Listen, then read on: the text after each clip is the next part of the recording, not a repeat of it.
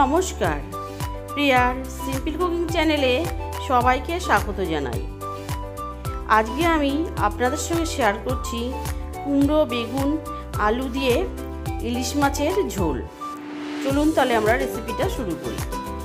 সবার প্রথমে একটা বাটিতে আমি 2 চামচ জিরের গুঁড়ো নিয়ে নিলাম, আর দিয়ে দিলাম হাফ চামচেরও কম কাশ্মীরি লঙ্কার গুঁড়ো আর হলুদ গুঁড়ো, আর দিয়ে দিলাম পরিমাণ মতো নুন। দিয়ে আমি মশলাটাকে জল দিয়ে ভালো করে গুলে রেখে দেব। এতে করে সুন্দরভাবে মশলাটা সবার সাথে মিশে যাবে। এদিকে আমি মাঝারি সাইজের 2 ইলিশ মাছ নিয়েছি।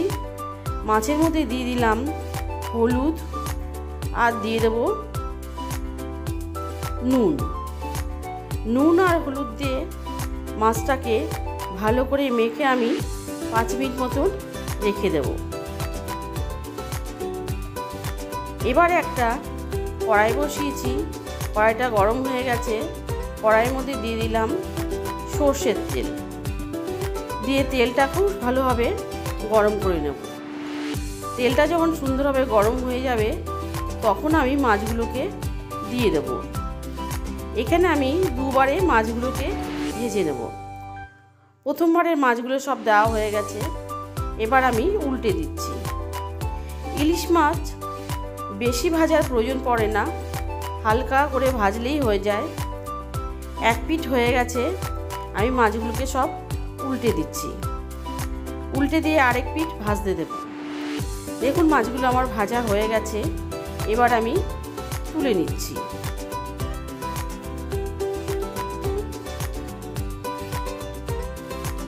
তুলে নিয়ে বাদবাকি মাছগুলোকে আমি সব দিয়ে দেব। দিয়ে একইভাবে সব মাছগুলোকে আমি ভেজে নেব।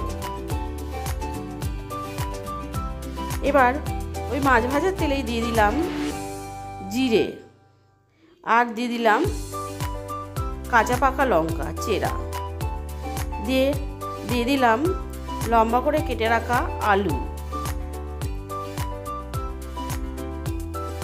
দিয়ে এবার আলুটাকে আমি ভেজে নেব।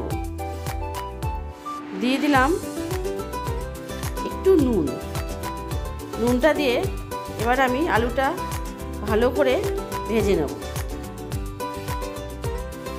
আলুটা যখন কিছুক্ষণ ভাজা হয়ে যাবে এর মধ্যে দিয়ে দেব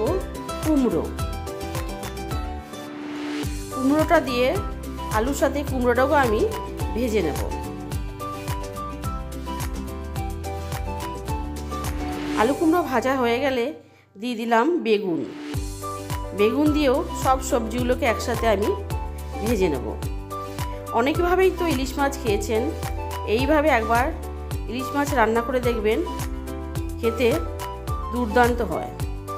দেখুন সব সবজিগুলো সুন্দরভাবে ভাজা হয়ে গেছে। এবার আমি এর মধ্যে যে মশলাটা গুলেছিলাম সেটা দিয়ে দিলাম, দিয়ে ভালো করে আমি কষিয়ে নেব। এর মাঝখানে বলে রাখি, আমার চ্যানেলটি যারা প্রথম দেখছেন তারা অবশ্যই আমার চ্যানেলটিকে সাবস্ক্রাইব করে আমার পাশে থাকবেন।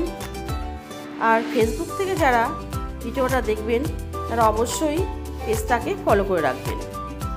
দেখতে পেলেন আমি একটু চিনি দিয়ে দিলাম, সামান্য একটু দিয়ে কষিয়ে নিয়েছি। সুন্দর কষানো হয়ে গেছে। এবার আমি এর মধ্যে পরিমাণ মতন জল দিয়ে দিচ্ছি। জল দিয়ে এবার আমি মাছ ঝোলটাকে ফুটতে দেব। ঝোলটা ফুটে গেছে, এবার আমি এর মধ্যে মাছগুলোকে সব দিয়ে দিচ্ছি।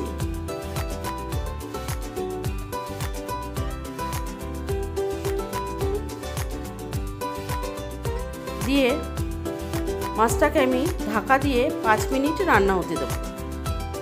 5 মিনিট পর ঢাকা খুলে দেখুন মাছটা আমার রান্না প্রায় হয়ে এসছে।